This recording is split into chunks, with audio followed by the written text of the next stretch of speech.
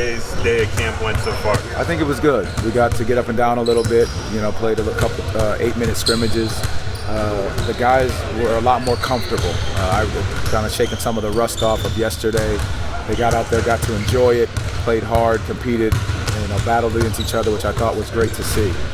We've talked about it a little bit, but just how much faster do you feel guys are grasping everything? I mean, we've had so much continuity, and then guys like Paolo and Caleb went through summer league, have been here, throughout the summer. How fast do you feel guys are grasping the concept? They're really grabbing onto it. I think it's just going to be those constant reminders. We don't want to have slippage, but they've done a great job of picking up what we're trying to give them, the foundation of what we're asking them to do. They've done a great job of doing that. And again, every practice is going to be the constant reminder of those foundational pieces, and then we'll just keep adding as we go further into camp. T. Ross explained that he's felt the ball movement has been a big difference this year versus last year. How well are you seeing the guards, especially, and other guys move the ball and continue to find the right shot on possession? They really are. And we've talked about our guys being unselfish, and that's what we said. We want guys to be decision makers, making the right play. And guys are doing that. They're trying to find the open man. If they don't have it, they move off of it quickly. But I've also challenged guys to be able to step into their shots when they're open. Because if you don't take that shot, you now freeze the rest of the offense behind you. So you got to make sure that you're willing to step in and take the shot when it's your opportunity. Terrence mentioned that it was a good practice today. What is a good practice in your mind? For coaches, it tends to be something different. Some coaches, you say you wanted the drills look good, and they look good with their hands up and arms out, and the communication was high level, and that was all drill. But the reason why it was a good practice is because what they did for themselves was very good. They held each other accountable. They pushed each other while they were playing in the scrimmage. They didn't slack off. They were talking about the things that they needed to have done overall defensively and offensively. Like T. Ross said, the ball movement, that's a good practice when the things that you've done in some of the drills, they carry over into the live play. So I think regardless of whether shots go in or don't, the things that we're laying as the foundation are there, and they're really, they're reciting them back to us. You noted the kind of decision making and obviously the ball moving, evolving kind of the way that you want to. How do you want to see this offense evolve, or how has the offense kind of evolved heading into the second year with most everyone having a year under their belt with you? I think it's going to continue to evolve into just more decision makers and more passing and more ball movement, but body movement. I think we've talked about that a little bit. I mean, the ball is popping and moving very well. Now we got to make sure that it continues, that bodies don't just stand to watch it. Knowing when to cut, knowing when to go back door, knowing when to come to the screen, knowing when to slip out of a screen. Those things are going to be huge, and I think that's part of the decision making we're asking all of these guys to fall into, and they're really buying into it. But we're going to take it one step at a time and not try to get ahead of ourselves or skip any steps when it comes to that. Terrence mentioned that Jalen has been one of the big standouts from the first few days of camp. I guess what do you see differently from him this season, or I guess this camp compared to last season? Well, the slowing down is what is really apparent. He, in that time of his injury, he was able to study the game a little bit more. He was able to read the game. And so now that he comes back, he's really just registering and recognizing things that he can see on the floor at a slower pace, where we want him to push the basketball up fast and get over half court, but it doesn't always have to be about I get the shot. We talked about this the other day. It's not always about the shot. It's about breaking the defense down, being able to move that ball, so now you're playing against teams closing out to you versus a set defense.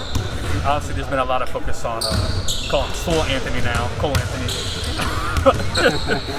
But outside of the physical growth, I guess what's the biggest thing you've seen from him, in this camp compared to where he was at, especially toward the end of last season when the efficiency wasn't always there? Well, what I think Cole has done, and the great part about him, man, he's such a willing learner, and he's wanting to take everything that we're doing and apply it.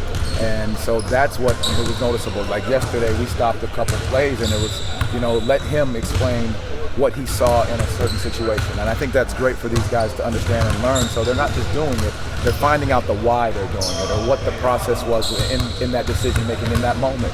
Because now, as his teammates play with him, they understand why he comes off and does a certain thing.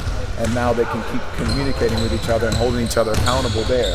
So he's hit tremendous growth from just the simplicity of the game and making the quick right decision.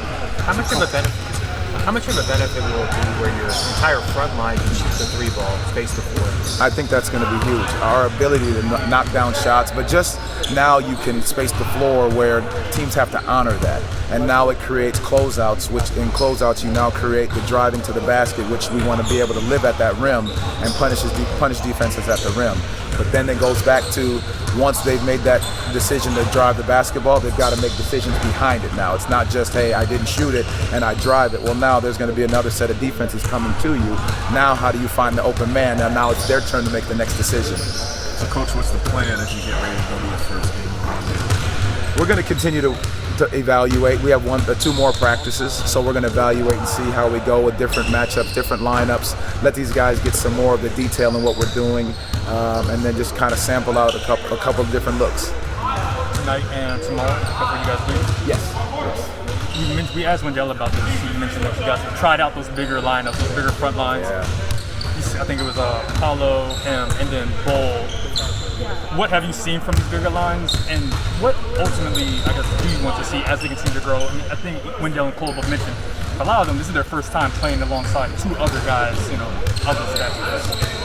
I really think it goes back to all of it. Like we have a job for these young men to become great decision makers and great basketball players. So regardless of the size or the length or whatever it is, we still want them to be great decision makers, right? They have to continue to improve. So whether that's Paulo, Franz, Wendell, Chuma, Cole in a lineup, we want them to be able to make the next person better, right? So that's what we're asking these guys to do, and that's what they're challenging themselves to do. So it's going to be some different lineups out there, but the same thing is going to be asked of all of them. If it's going to be positionless, they got to be able to make the guys around them better. They've got to be willing to make easy decisions, and they've got to be able to sit down and guard a lot of times 1 through 5. When you look at either your team or around the league, what's the most difficult or most challenging part of having three bigs, I guess, for yourself, to develop that? What's the challenge the most? I really look at it as opportunity. I look at it as a great way for these guys to get better. You're allowing these guys to think. You're allowing them to play the game. I think what the game is, some teams can go to is, I put you in this position and you only have to do A and B. Where, these young guys, if we're going to develop their entire game, they've got to be able to do A, B, and C and a little bit more.